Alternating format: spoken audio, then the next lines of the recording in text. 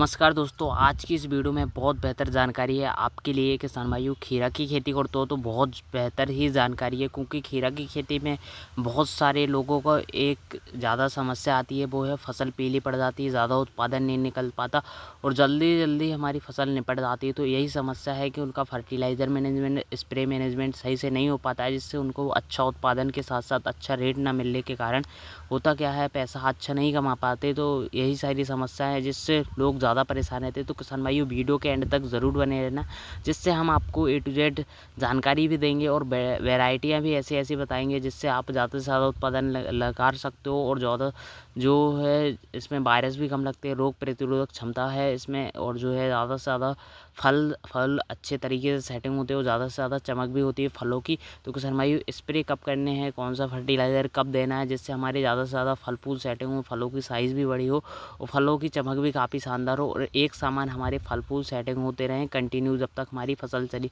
तो किसान भाइयों, वीडियो के एंड तक ज़रूर बने रहना। वीडियो पसंद हो तो लाइक ज़रूर करें, चैनल बनाए हो सब्सक्राइब जरूर करें। तो किसान भाइयों, खीरा की खेती करने के लिए आपको सही तरीके से अच्छी तरीके से जुताई कर लेनी है। जुताई करने के बाद अब अगर आप बेड तैयार करते हो तो बेड तैयार करने से पहले आपको सड़ी हुई गोबर की खाद अगर आप खेत में बिखेर देते हो तो आपको ज़्यादा लगती है, लेकिन ज़्यादा आपके पास नहीं है तो मेरे हिसाब से बेड लाइनों में अगर आप ड्रिप लाइन डालने से पहले इस तरीके से डालोगे तो आपको इसका फ़ायदा भी अच्छा देखने को मिलेगा। और यहाँ पर आप देख सकते हो, यहाँ पर हमने सड़ी हुई गोबर की खाद ली हुई है, यहाँ पर हमने पपीते का प्लांटेशन किया हुआ है, तो देख सकते हो यहाँ पर। तो किसान भाइयों, सड़ी हुई गोबर की खाद बहुत अच्छा काम करती है, इससे आपकी फसल हरी भरी रहती है और रोग प्रतिरोधक क्षमता भी कम होती है। खेतों में ज़्यादा वायरस लगते हैं तो वो भी कम आने लगते हैं और जो है जड़ों का अच्छी तरीके से विकास होता है। और ज़्यादा से ज़्यादा फर्टिलाइज़र डालते हो तो वो अच्छे तरीके से काम भी करते हो, जड़ें ज़्यादा दूर तक ग्रोथ करती है। तो इसके लिए आपको इस तरीके से अच्छी तरीके से बेड तैयार कर लें। बेड तैयार करने के बाद आपको जो है DAP लेना है और इंसेक्टिसाइड लेना है और इसके बाद आपको पोटास लेना है, जो आपको ड्रिप लाइनों में अच्छी तरीके से मल्चिंग लगा के अच्छी तरीके से सेटअप कर लेना है और तैयार बना लेना है बेड अच्छी तरीके से। फिर उसके बाद आपकी आती है वैरायटी, आपको कौन सी लगानी चाहिए जो आपके एरिया में ज़्यादा से ज़्यादा उत्पादन देती हो। और हमारे एरिया में बात करें तो BNR क्रिस का जो है बेस्ट है, उससे ज़्यादा से ज़्यादा वायरस कम लगते हैं और जो है इसमें रोग प्रतिरोधक क्षमता भी ज़्यादा है, जिसमें ज़्यादा तरह तरह के जो वायरस लगते हैं वो थोड़ा कम लगते हैं हमारे एरिया में। और जो है इसमें ज़्यादा से ज़्यादा उत्पादन भी निकलता है, ज़्यादा से ज़्यादा फल फूल सेटिंग होते हैं। बस आपको फर्टिलाइज़र अच्छी तरीके से ध्यान देना, नहीं तो आपके फल फूल झड़कर या पीले होकर ख़राब हो जाएंगे। तो किसान भाई, यही समस्या बहुत सारे लोगों की होती है कि फल फूल अच्छी तरीके से सेटिंग नहीं होते, फल आते तो बहुत सारे हैं लेकिन खीरे भी एक भी ज़्यादा नहीं निकल पाते। तो इसके लिए आपको 2 वैरायटी हमने जो ली हुई हैं वो बहुत बढ़िया और शानदार तरीके से हैं। और BSF का ये वैली वैरायटी है और देख सकते हो इसकी भी क्वालिटी काफ़ी बेहतर, क्रिस से बहुत ज़्यादा शानदार क्वालिटी का इसमें फल निकलता है। फलों की सेटिंग जो है जैसे कि BNR क्रिस का है वैसे ही ये है और इसमें भी वैसे ही फल निकलते हैं। जैसे BNR क्रिस में एक पत्ते के यहाँ से एक फल आता है तो ऐसे ही इसमें है, लेकिन इसके फल की जो चमक है वो काफ़ी बेहतर है। देसी आकार टाइप का ये फल निकलता है, इसमें कांटे कांटे ये होते हैं जो वो मार्केट में ज़्यादा रेट पर बिकता है। 5 से 6 रुपये ये ज़्यादा रेट पर बिकेगा, क्योंकि इसकी क्वालिटी काफ़ी ज़्यादा देसी लुक में होती है। देख सकते हो फल की साइज़ जो है हरी भरी होती है और फलों का वो काफ़ी चमक रहते हैं। तो किसान भाइयों, ये भी वैरायटी बहुत ज़्यादा बेस्ट है और इसमें किसान भाइयों सबसे ज़्यादा BNR क्रिस का ही हमारे यहाँ लगाते हैं। लेकिन अगर आप भी ट्राई करना चाहते हो तो इसको आप लगा सकते हो। अब ज़्यादा नहीं तो 1 पैकेट लगाओ 10 ग्राम का, पहले आप ट्राई कर लो, फिर उसके बाद अगर रिजल्ट अच्छा मिले तो बाद में से ट्राई कर सकते हो। बाकी आप BNR क्रिस को भी हल्के में मत लेना भाई, क्योंकि इसमें भी बहुत बढ़िया उत्पादन निकलते हैं, बढ़िया रेट, बढ़िया फल फूल अच्छी तरीके से सेटिंग होती है और चमक भी काफ़ी फलों में अच्छी रहती है और इसका भी रेट काफ़ी शानदार मिलता है देखने को।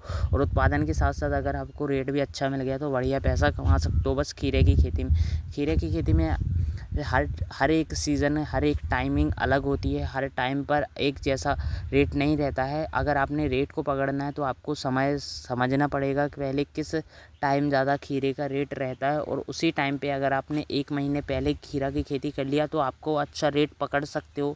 मार्केट में जितना ज़्यादा ज़रूरी है रेट को पकड़ना, उतना ही ज़रूरी है फसल से ज़्यादा उत्पादन निकालना। तो उत्पादन ज़्यादा निकालने के लिए तो किसान भाइयों आपको स्प्रे सही से चलाना होगा, फर्टिलाइज़र सही से देने होंगे और पौधे में वायरस के लिए जो दवा आती है उसको सही टाइमिंग पे जो है सही तरीके से स्प्रे लेना होगा। क्योंकि अगर आप फालतू का दवा स्प्रे करते रहोगे तो इससे आपको रिजल्ट भी नहीं मिलेगा और आपका खर्च ज़्यादा हो जाएगा। तो इसीलिए ज़रूरी ये है कि आपको पौधे में जो वायरस लगे हो उसी के अनुसार दवा डालिए। अगर आपको किसान भाइयों सबसे ज़्यादा समस्या आ रही है फल फूल पीले होने झड़ने की और फल फूल ज़्यादा से ज़्यादा सेटिंग नहीं हो रहे हैं, ज़्यादा से ज़्यादा साइज़ नहीं बढ़ रही है, तो इसके लिए आप NPK फर्टिलाइज़र जैसे nitrogen, phosphorus, potash, calcium, boron, magnesium इन फर्टिलाइज़रों का इस्तेमाल करते हो, ड्रिप के ज़रिए छोड़ते हो, तो इससे होता क्या है फलों की साइज़ अच्छी रहती है और चमक भी काफ़ी शानदार रहती है और जो कंटिन्यू फल फूल हमारे आ रहे होते हैं उनको सेटिंग करने में मदद करता है, उनकी साइज़ को बढ़ाने में काफ़ी ज़्यादा मदद करता है। तो किसान भाइयों ये फर्टिलाइज़र आपको समझने के लिए हमारे चैनल को सब्सक्राइब करना होगा और इस वीडियो में आपको बहुत बढ़िया जानकारी मिलेगी और जो है आने वाले समय में हम आपको खीरे की खेती में आपको A to Z fertiliser schedule के बारे में बताते रहेंगे, तो आप उनका इस्तेमाल करोगे तो बहुत बढ़िया आपको खेती में मुनाफा देखने को मिलेगा, क्योंकि इनका टाइमिंग अलग होता है। अगर आपको जो पौधे को ज़रूरी नहीं है अगर वो इस्तेमाल करोगे तो वो मिट्टी में चाहे आप जितना भी फर्टिलाइज़र डालो, जो पौधे को ज़रूरी नहीं है वो सब मिट्टी में मिल जाएगा, बह जाएगा खेतों में, उसका कोई काम नहीं होगा। लेकिन अगर आपको जो जैसे कि पौधे को ज़रूरी है कैल्शियम की, अगर आपने कैल्शियम डाल दिया तो आपका उत्पादन 5 से 10% तक बढ़ ही जाएगा, क्योंकि जब पौधे की ज़रूरत होगी तब आपने उस पोषक तत्व को डाल दिया, तो इससे आपको जो है फल फूल है वो झड़ेंगे नहीं, सेटिंग अच्छी तरीके से होंगे, साइज़ की बड़ा होगा और फसल में जो रोग प्रतिरोधक क्षमता भी बढ़ेगी, ज़्यादा से ज़्यादा वायरस नहीं लगेंगे, क्योंकि इसमें अगर आपका पौधा तंदुरुस्त स्वस्थ हरा भरा रहेगा तो आपके उत्पादन की क्षमता भी बढ़ती है। अगर पौधे कमज़ोर हैं, पहले से ही पीले पड़ रहे हैं, पहले से ही हमारी फसल अच्छे लेवल से ग्रोथ नहीं हुई है, तो इसमें होता क्या है, समस्या ये आती है कि हम जब तक उत्पादन लेने की सोचते हैं, जब तक हमारी फसल निपटने की स्थिति में पहुंच जाती है तो जल्दी फसल निपट जाती हैं। तो इसके कारण अगर आप फर्टिलाइज़र मैनेजमेंट को समझना चाहते हो तो किसान भाई वीडियो को अगर आप नए हो तो सब्सक्राइब जरूर करें, और इसके लिए आप आप हमारे पिछली वीडियो भी देख सकते हो और इस वीडियो में भी हम आपको A to Z शेड्यूल बता रहे थे जो हमने भी इस्तेमाल किया हुआ है। तो किसान भाई 10 दिन की हमारी फसल हो जाती है, जब 2 से 3 पत्तियाँ निकल आती है तो हमें ह्यूमिक का ड्रेंचिंग लेना होता है और NPK 19-19 डाल सकते हो, जिससे आपकी फसल की जो पौधे की ग्रोथ भी बढ़ेगी और साथ ही साथ जड़ें भी ग्रोथ होगी।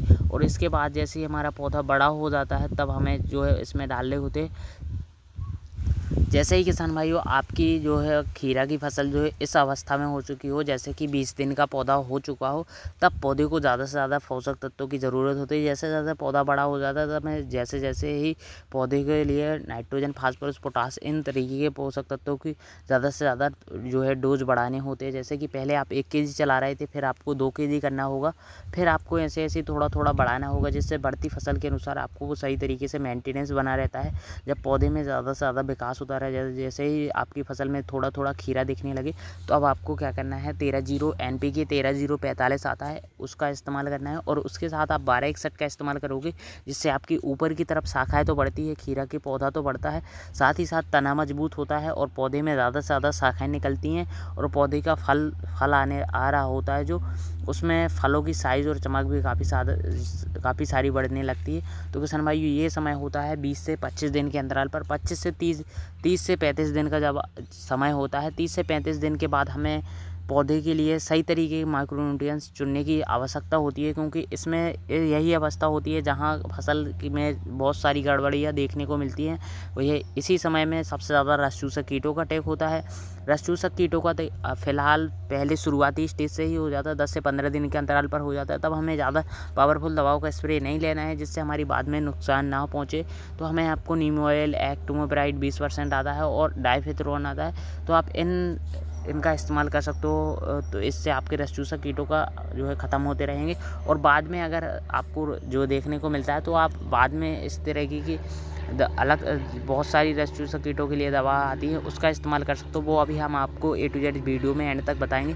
तो किसान भाइयों 20 से 25 दिन का जब 30 से 35 दिन का समय होता है तब हमारे पौधे में ज़्यादा से ज़्यादा फल फूल आने स्टार्ट हो जाते हो। ये वैरायटी की बात करें तो ये वैरायटी है सेमिनिस की मालिनी वैरायटी, ये भी काफ़ी शानदार है और इससे भी ज़्यादा से ज़्यादा उत्पादन निकाल सकते हो। बस फर्टिलाइज़र मैनेजमेंट का कमाल होता है, जिससे आप ज़्यादा से ज़्यादा उत्पादन निकाल सकते हो। बस फर्टिलाइज़र से ही पौधे को स्वस्थ हरा भरा मजबूत बनाया जा सकता है, जिससे लंबे समय तक हमें उत्पादन भी ज़्यादा मिलेगा और जो हमारे फल फूल की चमक भी काफ़ी शानदार होगी, ज़्यादा से ज़्यादा फल फूल सेटिंग होगी, तब हमें जब हमारी 30 से 35 दिन की फसल हो चुकी है तो किसान भाई बात क्या करनी है, माइक्रोराइज़र इस्तेमाल करना है।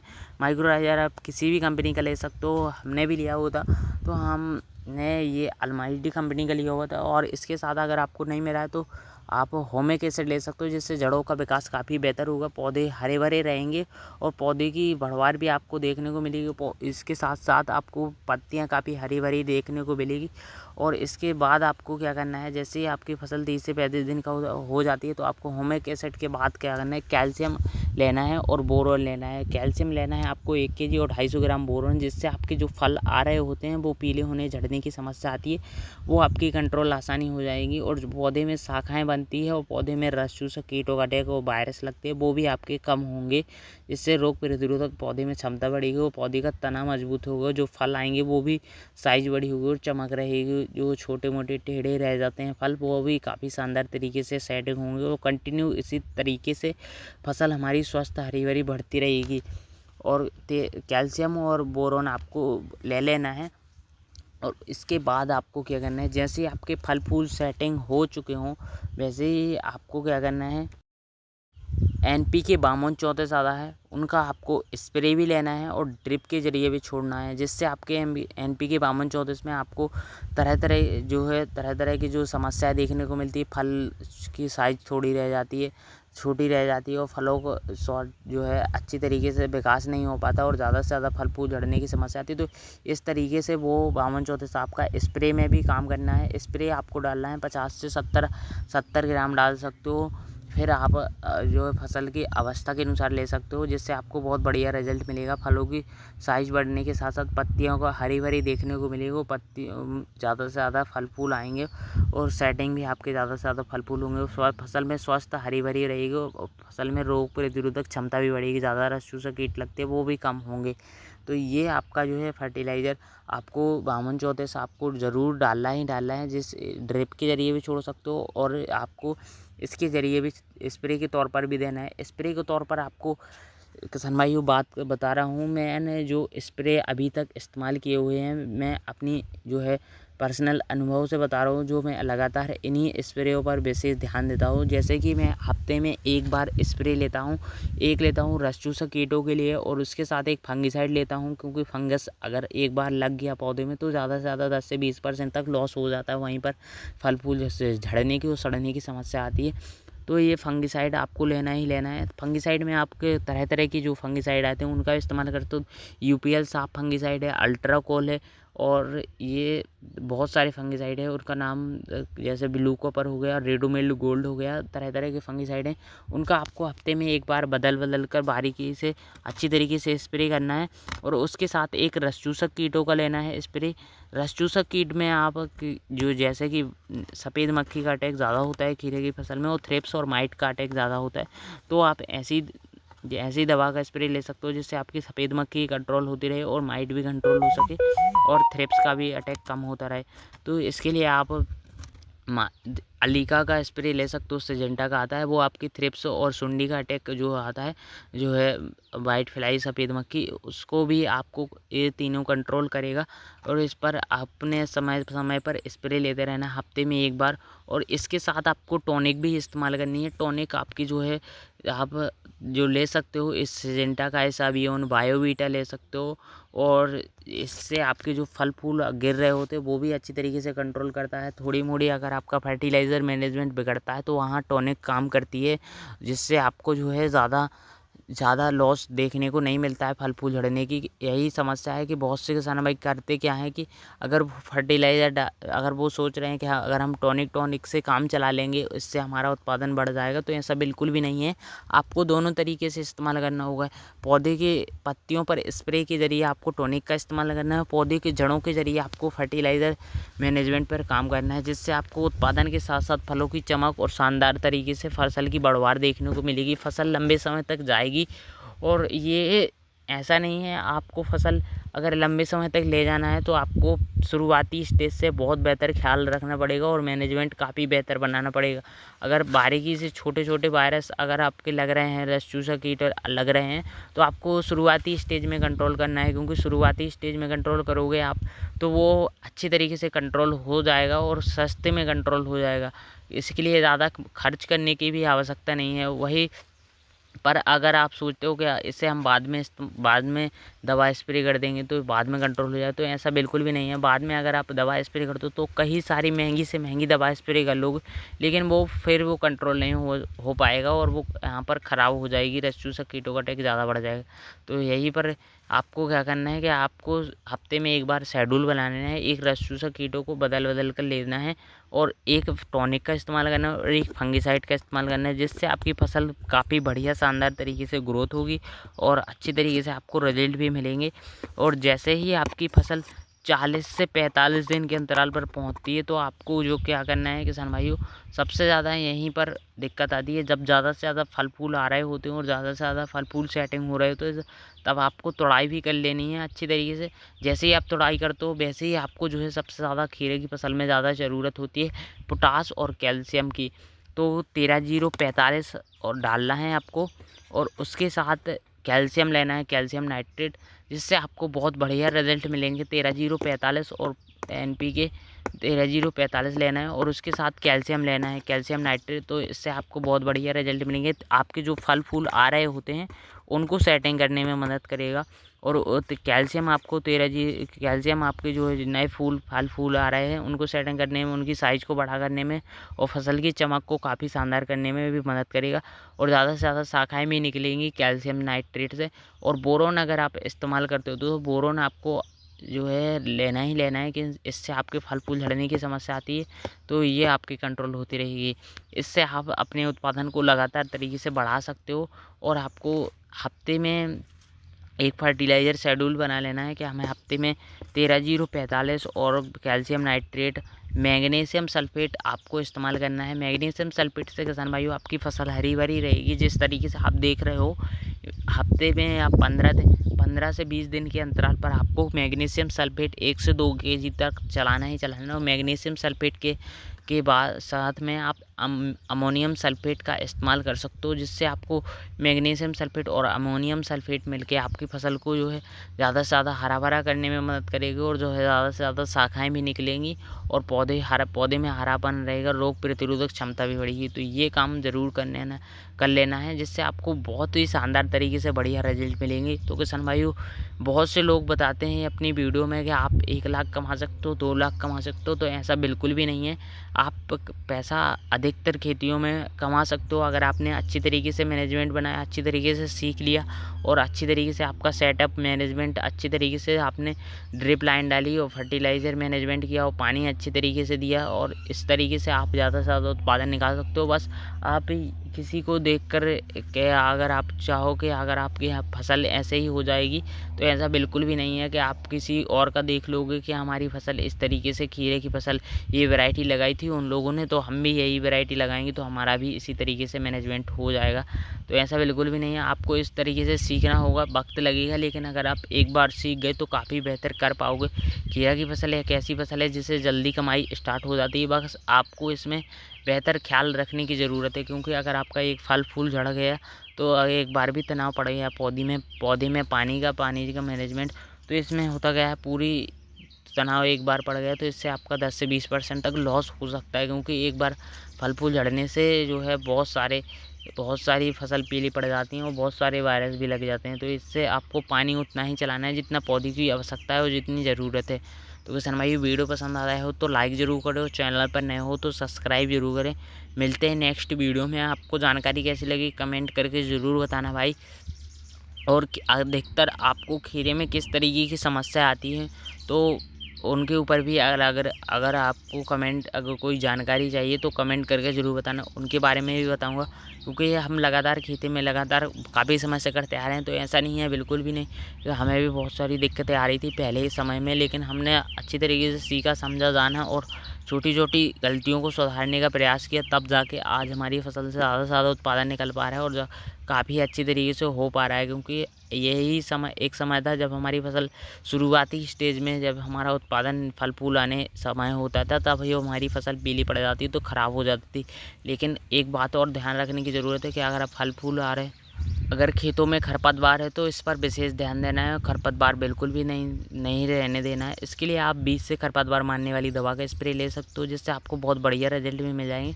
और शुरुआती स्टेज में अगर आपको छोटा भी फफूंद जनित रोग, डाउनी मिल्ड्यू, इस तरीके के वायरस देखते हैं, तो आप उन पर विशेष तरीके से जो है स्प्रे लें, क्योंकि ये बहुत बड़ी समस्या बन सकती है बाद में। तो इसी शुरुआती स्टेज से आप स्प्रे अच्छी तरीके से फंगीसाइड, इंसेक्टिसाइड और रस चूसक कीटों के लिए आप लेते रहें और एक टॉनिक का इस्तेमाल करते हैं। तो वीडियो पसंद है लाइक जरूर करें, चैनल पर सब्सक्राइब।